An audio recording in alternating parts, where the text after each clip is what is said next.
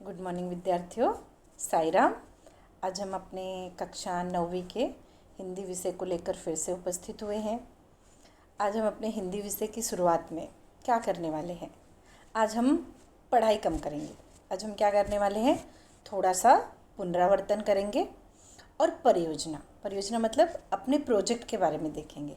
बच्चों, आपको एक प्रोजेक्ट तैयार करना है। आज आपको उस प्रोजेक्ट का जो विषय है आपको बताया जाएगा और आपको बताया जाएगा कि किस प्रकार आपको वो प्रोजेक्ट लिखना है, उसमें किन किन बातों का समावेश करना है। यह आपको इस वीडियो के माध्यम से पता चलेगा। तो चलो प्रोजेक्ट की तरफ भी बढ़ते हैं और थोड़ा सा एक छोटा सा रिकैप करते हैं कि आज तक हमने अब तक क्या क्या पढ़ लिया है। ठीक है बच्चों, तो आज हम करेंगे हिंदी पुनरावर्तन और परियोजना देखेंगे। आपको क्या परियोजना मिल रही है ध्यानपूर्वक सुनेंगे और उसे कैसे लिखना है, कैसे प्रेजेंट करना है वह भी देखेंगे। क्योंकि बच्चों इस परियोजना पर आपको अंक मिलेंगे और वह अंक आपके एग्ज़ाम में काउंट होंगे। ठीक है, तो चलो हम आगे बढ़ते हैं। सबसे पहले हम देखते हैं हमने क्या पढ़ा था। याद है बच्चों? सबसे पहले हमने पोयम पढ़ी थी। क्या थी पोयम? चांदनी रात। इस पोयम में प्रकृति का सुंदर वर्णन किया गया है। कवि ने प्रकृति का सुंदर वर्णन किया था और पंचवटी महाकाव्य से ये लिया गया था पोयम। उसका छोटा सा अंश हमको देखने को मिला था। बच्चों, कविता का जो सरल अर्थ है यह भी आपको बताया गया था और सरल अर्थ आपको लिख कर लेना है अपनी बुक में, क्योंकि एग्ज़ाम में आपको वो सरल अर्थ पूछे जाते हैं। शब्दार्थ भी दिए गए थे। शब्दार्थ के साथ साथ आपको खाली चौखट जो भरा होता है, आकृति पूर्ण करना होता है, ये सब भी दिया गया था। याद आ गया? फिर उसके बाद हमने क्या पढ़ा था?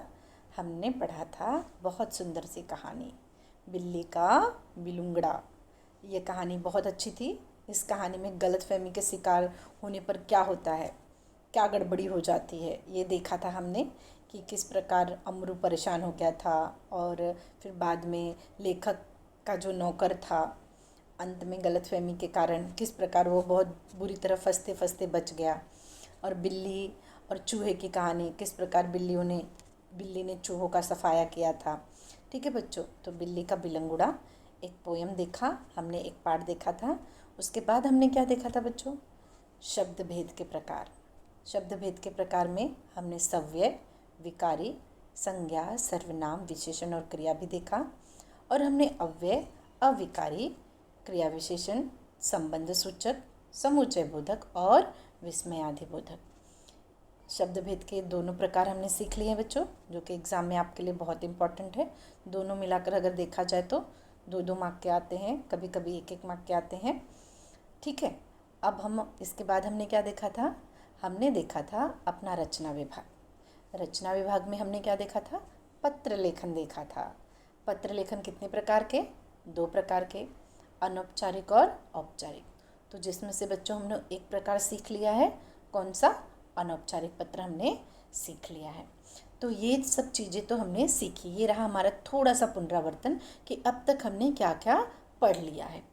अब हम आते हैं किसकी तरफ? हमारे परियोजना की तरफ, हमारे प्रोजेक्ट की तरफ। तो बच्चों इस प्रोजेक्ट में आपको ज़्यादा मेहनत करने की ज़रूरत नहीं है, कहीं बाहर से कोई सामान लाने की भी ज़रूरत नहीं है। आपके पास जो भी सामान घर में है उससे ही आपका ये प्रोजेक्ट पूरा होना है। आपके पास फुल स्केप पेपर है, प्रोजेक्ट पेपर है, असाइनमेंट पेपर है, जो भी है उस पेपर में आप इसे लिख सकते हो। और आपके पास लॉन्ग बुक होती है, लंबी बुक होती है, उसमें भी पेजेस बड़े बड़े होते हैं, बड़े बड़े, तो वो पेजेस का भी आप इस्तेमाल कर सकते हो। तो सबसे पहले क्या करना है? केवल आपका प्रोजेक्ट 4-5 पेज का ही होगा, ज़्यादा नहीं, हार्डली 4 या 5 पेज का। ठीक है, तो क्या है, फर्स्ट में कैसे हिंदी परियोजना कार्य लिखेंगे। इसमें आप अपने हिसाब से आप इसे बना सकते हो। ये तो मैंने एक थोड़ा सा आपको उदाहरण दिया है। आप पहले लिखोगे ना किसकी परियोजना कर रहे हो, किसका प्रोजेक्ट तैयार कर रहे हो, हिंदी विषय का, क्योंकि सब विषय के थोड़े थोड़े प्रोजेक्ट आपको मिल रहे हैं। तो हिंदी परियोजना कार्य। फिर उसके बाद भाई ये प्रोजेक्ट किसका है ये हमें कैसे पता चलेगा? तो उसके लिए क्या करना है? नाम, कक्षा, विषय और परियोजना का नाम। अब चलो हम चलते हैं हमारी परियोजना का टॉपिक क्या है, परियोजना का विषय क्या है वह देखते हैं। परियोजना का विषय टॉपिक है, बहुत ही आसान है। इस वक्त आप इसका अनुभव बहुत अच्छे से कर रहे हो। देखो, अपने आसपास के परिवेश में जैसे घर, परिवार, प्रकृति, पर्यावरण, आदतों तथा संसाधनों के प्रयोग में पिछले कुछ महीनों से आए परिवर्तन का अनुभव अपने शब्दों में लिखिए। लगभग 150 शब्दों में होनी चाहिए, है ना बच्चों। प्रोजेक्ट का जो टॉपिक है, परियोजना का जो विषय है हमारा कितना आसान है। जो इस वक्त हम इन सब चीज़ों को हमने महसूस किया है, करीबन देखा जाए तो हम 2-3 महीनों से घर में हैं और हमारे आसपास का जो वातावरण है, परिवेश है, घर में भी परिवार के साथ, प्रकृति के साथ, पर्यावरण के साथ, और हमारी आदतों में भी परिवर्तन हुआ ना, बहुत सारे परिवर्तन हुए हैं। और संसाधनों के प्रयोग, जो भी संसाधन का प्रयोग हो रहा है, पिछले कुछ महीनों में आए परिवर्तन, इसका अनुभव, आपने इसका क्या अनुभव लिया। आप अपना अनुभव मतलब अपना एक्सपीरियंस आप अपने शब्दों में लिखोगे। तो बच्चों, ये प्रोजेक्ट तो मेरे ख्याल से कठिन नहीं है, बहुत ही आसान टॉपिक है। आप आसानी से अपने अनुभव लिख सकते हो। मुझे मालूम है मेरे विद्यार्थी बहुत अच्छे से अपना अनुभव लिखते हैं और वो लिख सकते हैं। जैसे आप स्वमत लिखते हो ना, तो अपना अनुभव आपको यहाँ पर लिखना है। आपको यहाँ पे शब्दों की सीमा दी गई है, 150 शब्दों में आपको लिखना है। उससे छोटा नहीं होना चाहिए, बड़ा हो जाएगा चलेगा, लेकिन छोटा नहीं होना चाहिए। अब जैसे घर, परिवार, प्रकृति, पर्यावरण, आदत और संसाधन, ये सब चीज़ों से रिलेटेड है। तो आप एक एक टॉपिक लिख कर भी आप आराम से प्रोजेक्ट तैयार कर सकते हो। मतलब एक एक घर के साथ, परिवार के साथ आपका कैसा अनुभव रहा, प्रकृति, पर्यावरण, तो उससे रिलेटेड अगर आप थोड़े से पिक्चर्स भी बना सकते हो, अवेलेबल है आपके पास, तो आप बहुत अच्छे से अपने प्रोजेक्ट को प्रेजेंट कर सकते हो। तो मैंने ये एक छोटा सा उदाहरण दिया कि किस प्रकार आप प्रेजेंट करें। अगर आप और भी अच्छे तरीके से, अगर आपके पास कोई आइडिया हो, आप प्रेजेंट कर सकते हो तो कर सकते हो। अपने विचार और अपने अनुभव आपको लिखने हैं। तो बच्चों, इस प्रकार रहा हमारा ये प्रोजेक्ट का विषय।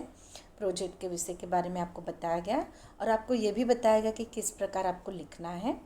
और स्कूल खुलने पे जब हम आप एक दूसरे से मिलेंगे तो उस वक्त आपको अपना ये प्रोजेक्ट सबमिट करना है, ठीक है। मुझे उम्मीद है आपको आपका रिवीजन, आपकी परियोजना समझ में आ गई होगी। अब बच्चों, आप इस वक्त कहाँ जा रहे हो? मेरे ख्याल से थोड़ी बहुत छुट्टियाँ मनाने के लिए जा रहे हो। छुट्टियाँ मनाइए, अच्छे से रहिए, अपने घर में रहिए, स्वस्थ रहिए और थोड़ी थोड़ी पढ़ाई भी करिए, ठीक है विद्यार्थियों। धन्यवाद, मिलेंगे नेक्स्ट टाइम।